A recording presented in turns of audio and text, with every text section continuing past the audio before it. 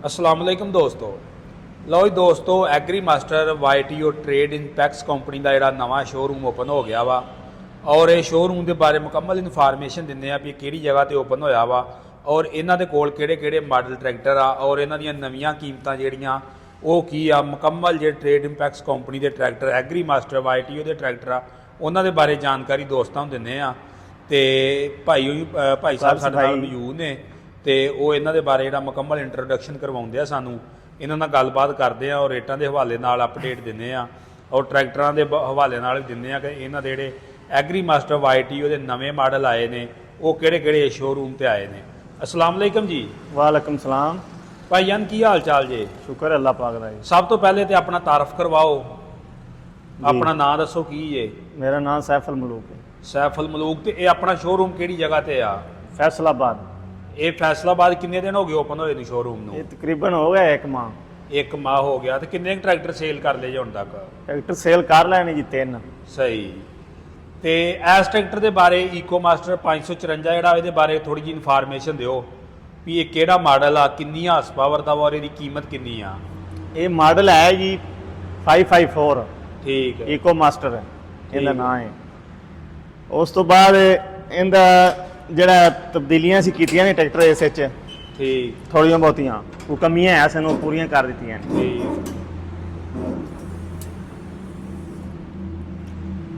ਆ ਜਾਓ ਅੱਗੇ ਤੁਹਾਨੂੰ ਬਤਾਣੇ ਆ। ਇੱਕ ਤਾਂ ਇਹਦਾ ਮਸਲਾ ਹੈ ਸੀ ਕੋਈ ਡੀਜ਼ਲ ਦਾ ਥੋੜਾ ਬਹੁਤਾ ਅੱਛਾ ਅੱਗੇ ਆ ਰਿਹਾ ਸੀ। ਠੀਕ ਉਹ ਕੋਈ ਤਬਦੀਲੀ ਕੀਤੀ ਹੈ ਉਹ ਹੁਣ ਠੀਕ ਹੋ ਗਿਆ। ਤਕਰੀਬਨ ਪੌਣੇ ਕੋ 2 ਲੀਟਰ 1 ਏਕੜ ਵਾਏਗਾ। ठीक है। ਠੀਕ ਹੈ। ठीक है।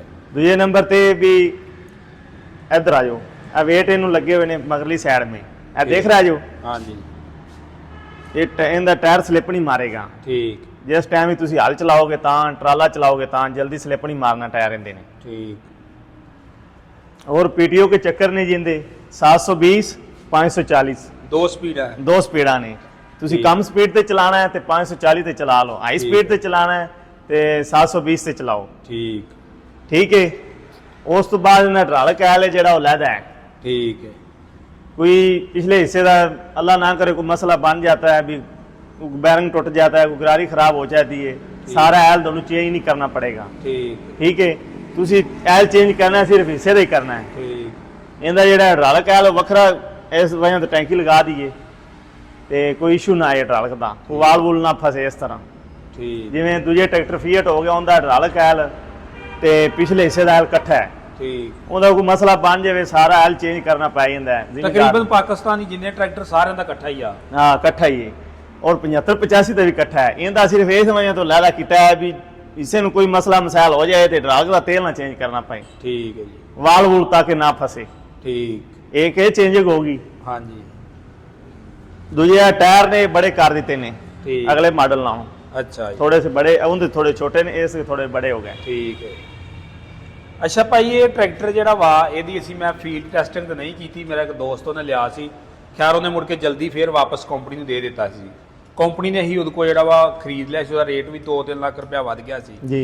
वो कटाई का थोड़ा जिहा मसला हुंदा सी, कटाई थोड़ी जी घट सीगी, वो भी बेहतर की है इस मॉडल ते नहीं। कटाई दा एडजस्टमेंट और थोड़ी कर दी ना, इधर काबले लगे होंगे एडजस्टमेंट कर ते कटाई जिन्नी मर्जी तुसीं इहदी थोड़ी कर लो, जिन्नी मर्जी वध कर लो। ठीक। कटाई का कोई इशू नहीं है। ठीक। वो भी खत्म हो गई। वो भी खत्म हो गई। सही। बाकी दे इंजन के बारे थोड़ी जी इनफॉर्मेशन दिओ सानू। इंजन इनका 4 सिलेंडर है जी। ठीक। उस तो बाद जो दूजे इंजन आ रहे हैं हम 85 का है इंजन। वो भी 4 सिलेंडर है। 85 ट्रैक्टर बड़ा दस दिन बड़ा पावरफुल है। हाँ जी। उनका एल कम है। ठीक। इनका एल असीं करता 12 लीटर इंजन का मोबाइल। इंजन का मुगलैल। जब तक इंजन का मुगलैल गर्म ना होएगा उतनी देर इनू कोई मसला मसाइल नहीं बनेगा किसी तरह का भी। हाँ जी। 12 लीटर इन इंजन का मुगलैल है। सही। क्योंकि वो 85 है उनका 8 लीटर है। ठीक। 8 लीटर कजा 12 लीटर है। हाँ जी। इन इंजन का 12 लीटर 4 सिलेंडर है 554 है और बड़ा ट्रैक्टर है पावरफुल है। 60 नाल चोखा काम करता है, गाजी नाल भी चोखा काम करता है। सही। और PTO के चक्कर भी डबल है और 4 व्हील ड्राइव है। पौने को 2 लीटर 1 एकड़ में इसका खर्चा है। ठीक। डीजल का भी बहुत इदा खर्चा कम है। ठीक है। बाकी गेयर ट्रांसमिशन के बारे थोड़ा जा गाइड कर दो सब गेयरां के बारे। गेयर इनके जे साइड ते तुसी चलाओगे अगली साइड ते हाई लो ਠੀਕ उन्नी स्पीड इन्नी पीछे चलेगी ਠੀਕ ਹੈ भी टॉप च तुसी जा रहे जो अगे ठीक। टॉप लो विच ते टॉप लो जी पीछे धक्का लगाएगा सही। ट्राला होगा चाहे कोई भी पीछे ने जोर लगाना है किसी तरह ना ਠੀਕ ਹੈ पहला भी पीछे लगेगा दूसरा भी तीसरा भी और चौथा भी ਠੀਕ जिन जिन अगे जोर लाएगा उन जी पीछे लाएगा ਸਹੀ ਉਹ डबल ਕਿਹੜੇ- सिस्टम कर दिता है इनमें ਉਹ ਕਿਹੜੇ ਗੇਅਰ 'ਚ ਸਿਸਟਮ ਆ ਇਹਦਾ वो एस गेयर च ही।